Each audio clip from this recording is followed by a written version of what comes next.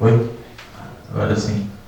Bom, gente, estou um pouco nervoso. Também é a primeira vez que eu acho que eu falo no microfone, então vou tentar ser muito... Bom, meu projeto dessa barranca do Rio Ninguém Me Tira, costumes, estratégias e resistência da população das vilas de Maloca de Porto Alegre, das décadas de 50 a 70. Antes de iniciar a apresentação, gostaria de agradecer à FEE e à FAPERGS pela oportunidade de estar apresentando o trabalho. É importante ter esses espaços de troca de conhecimento. Agradecer ao Rodrigo e ao Álvaro pela orientação e começar o trabalho em si. Bom, o que será trabalhado? Eu analiso esses três conceitos históricos dentro do período de 1950 até 70. Por quê? Porque esse é um momento em que ocorre uma intensificação das remoções das vilas de Maloca, ao mesmo tempo que aumenta substancialmente o número de vilas em Porto Alegre e também da sua população. Eu busco verificar como é que noções de direito dos moradores ligam-se a suas concepções morais. Bom, o que são as vilas de Maloca? E se elas são conjunto de casas feitas em material precário, a maioria das vezes em madeira, construídas em áreas irregulares, com ausência de infraestrutura básica para a moradia, carentes em água, luz, saneamento. E como é que ela se desenvolve tanto em Porto Alegre? Em si, por causa de uma marginalização da população trabalhadora que há em Porto Alegre no começo do século XX, e também pelo inchaço populacional que ocorre nesse século. Assim. São dois fatores que contribuem muito para esse seu desenvolvimento. Bom, o meu projeto contribui para o trabalho de uma forma geral na construção de um e-book que vai ser realizado pelo Álvaro, Rodrigo e por mim, através que esses três conceitos eu busco desenvolver dentro do trabalho maior também. Bom, os objetivos. O trabalho tem como objetivo discutir e apresentar como é que essas concepções que são condicionadas através de suas experiências históricas, estão ligadas a uma questão moral, que em si é vinculada ao costume. Bom, eu me baseei muito, como parâmetros teóricos, nesses dois sujeitos que aparecem aqui, o Eduardo Thompson e o Giovanni Levi, através do debate entre a história social e a microhistória. Ambos eles elaboram três conceitos que são chaves para o meu trabalho, que é a noção de economia moral, a experiência histórica e a estratégia. Por economia moral, Thompson ele quer analisar como que questões de moral e justiça dos sujeitos sociais estavam mais vinculadas à questão do costume, da tradição, e não a uma questão de uma ideia capitalista que surgia na época que ele estuda em si. Com a experiência histórica, ele desenvolve a ideia de voltar a dar uma agência histórica aos sujeitos que estavam perdidos, de certo modo, dentro de uma estrutura maior que era vista a história. Assim. Não era dado muito espaço para os sujeitos sociais dentro da história, e ele tenta buscar um pouco dessa agência. E Giovanni Levi, o conceito da estratégia, e se ele quer ver como é que os sujeitos sociais, dentro de condições de dominação, eles traçam estratégias para modificar ou, de certo modo, negociar e fazer com que suas reivindicações sejam atendidas. Ele busca que, dentro de uma incerteza geral, assim, os sujeitos eles buscam uma maior margem de segurança. E é assim que entra um pouco o conceito de estratégia. Bom, eu analiso as fontes que eu coletei no Museu da Comunicação Social e no Arquivo Histórico de Porto Alegre de uma maneira qualitativa. A partir das leituras desses documentos, eu busco compreender como é que se apresentam essas noções de experiência, suas concepções morais, através desse processo que eles estavam sofrendo em si.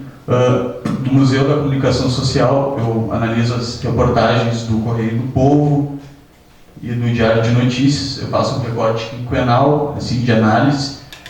Também no Arquivo Histórico eu tenho acesso ao Aldovan de Oliveira Moraes, que ele faz um levantamento sobre todas as vilas de Porto Alegre que existiram e que ainda existem. Ele faz um levantamento geral assim, e é um material bem rico, porque ele contém atas de jornais, ele tem registro da ata da Câmara de Vereadores de diversos momentos que falam um pouco sobre elas. E assim tem como a gente perceber diversas vezes os discursos dos próprios sujeitos, dos habitantes, com eles reivindicando ou traçando estratégias ou resistindo mesmo ao processo de remoção, assim. Que eu peguei 2 exemplos de reportagens tiradas que dá para ver como que as vilas de Maloca eram fortemente estigmatizadas pela imprensa. Elas tinham um senso pejorativo muito forte e isso, de certa forma, acabava abrangendo toda a sociedade. Era visto muito mal essas vilas e parte disso a gente vê pelas reportagens.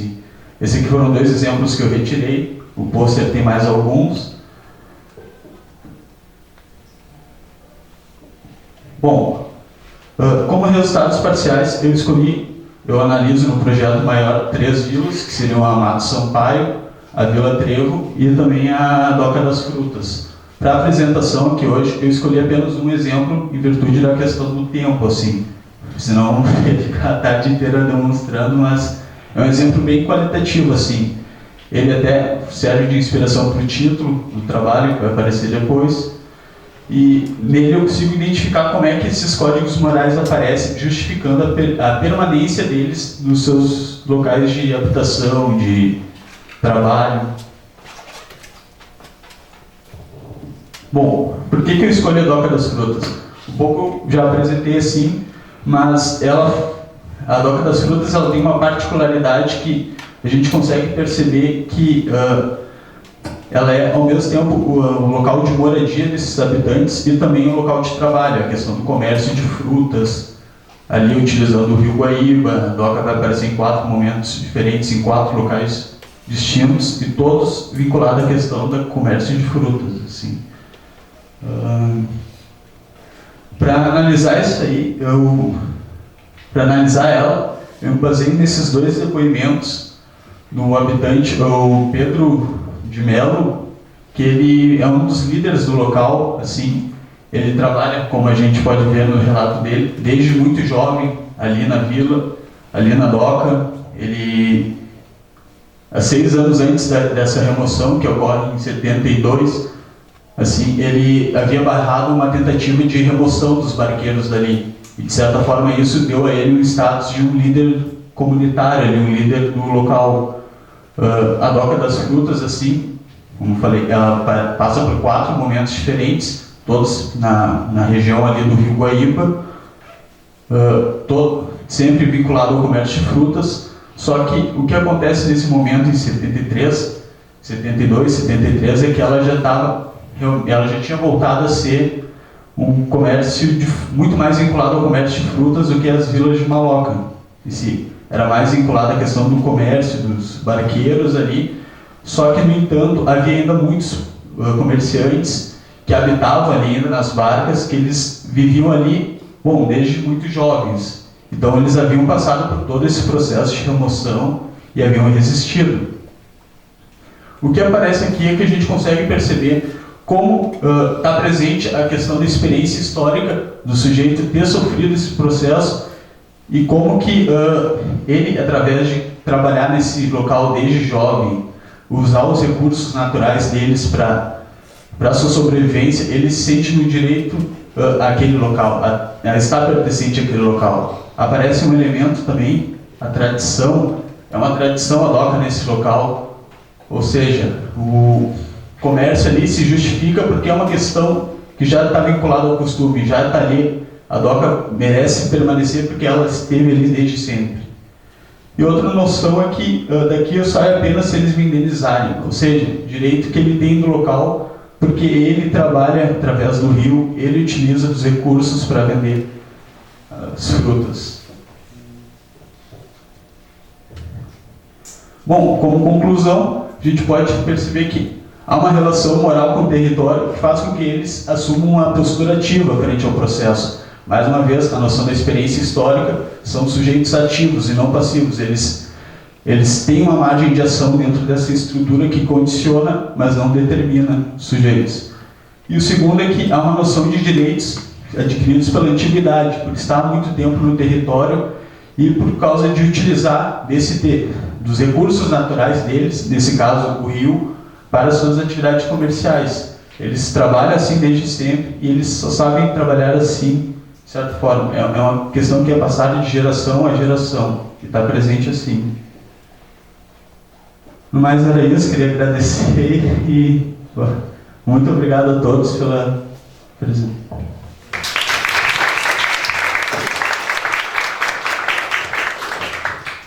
Alguém gostaria de fazer uma pergunta?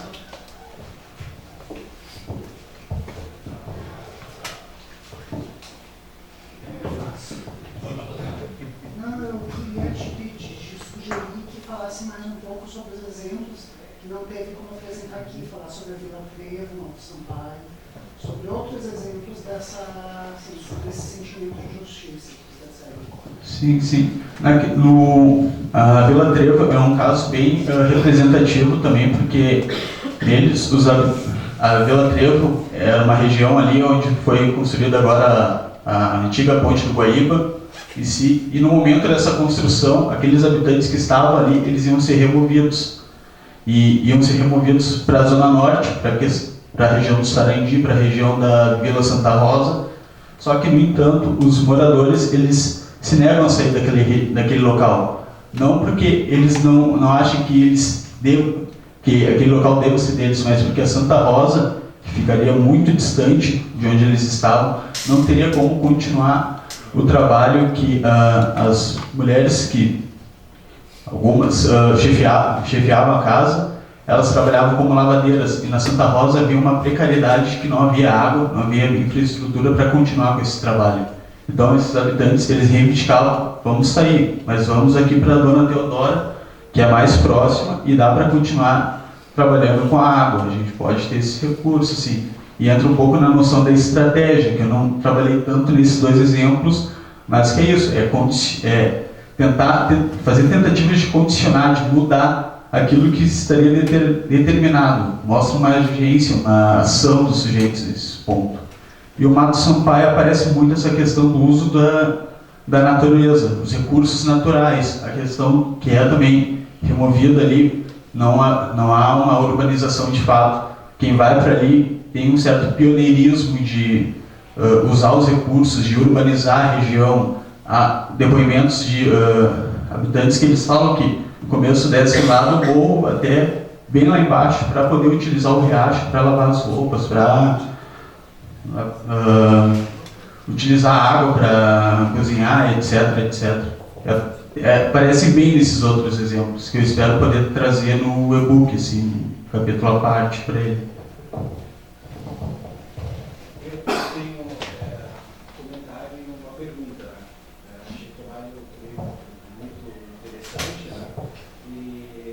Traz um tema que eu acho muito importante. Vocês pegam esse período ali de 1950 até 70, né? Principalmente na década de 50, que foi um período que houve muito êxodo rural, né? O pessoal indo para as cidades e aí chegou um inchaço não só populacional, mas também nas vilas, favelas, em várias grandes cidades do país. Né? Eu tenho uma linha de pesquisa que vê isso aí atualmente como essas vilas trazem pessoas, e imagino que é o caso delas, pessoas de diversos lugares, do estado e eventualmente até fora do estado, e traz ao mesmo tempo uma grande diversidade social. Que alguns autores chamam que até uma diversidade importante, cognitiva, social, de leitura da realidade, que seria um grande um ativo muito importante até mesmo para a produção, para a economia de uma cidade, mas tanto é que a gente tem exemplos em Nova York, Paris, lá também tem favela. Sim. Eu acho que não pode ter uma escala menor, mas tem também. Mas em São Paulo, também aqui no Brasil, a gente vê isso em países da África, como estão aproveitando esses locais onde tem uma diversidade associação muito grande e cognitiva e como gera um negócio, mas algum autor chama uma espécie de empreendedorismo emergente. E aí tu falou um tópico que eu achei bem interessante, é o uso dos recursos naturais, principalmente nessa época, no meio de uma revolução tecnológica verde, que a gente poderia aproveitar muito esses conhecimentos. E aí a minha pergunta vai no sentido, aí eu não vi na apresentação nem no resumo, assim, vocês têm a perspectiva de dar algumas orientações para políticas públicas, eu digo não só para remoções, que eu acho que remoções é uma coisa que, para se fazer, teria que se pensar muito bem, não fazer como normalmente acontece aqui no Brasil. Então, bom, tem que tirar o pessoal lá, tira de qualquer jeito. Então, primeiro pensar, realmente tem que tirar, tem justificativa para isso. E segundo, se tem que tirar, bom, como é que ajuda esse pessoal para ir para outro lugar, continuar a sua vida, ou o melhor mesmo é deixar de ir e dar outras condições. Sim. A questão de políticas públicas. Pegar um pouco da fala geral, que a gente chegou a esse tema muito porque a gente estudava a questão da migração rural-urbana e um dos discursos que aparecia muito era que a Vila de Maloca, a associação direta entre a Vila de Maloca surgida e a população que vinha do campo, direto assim, o que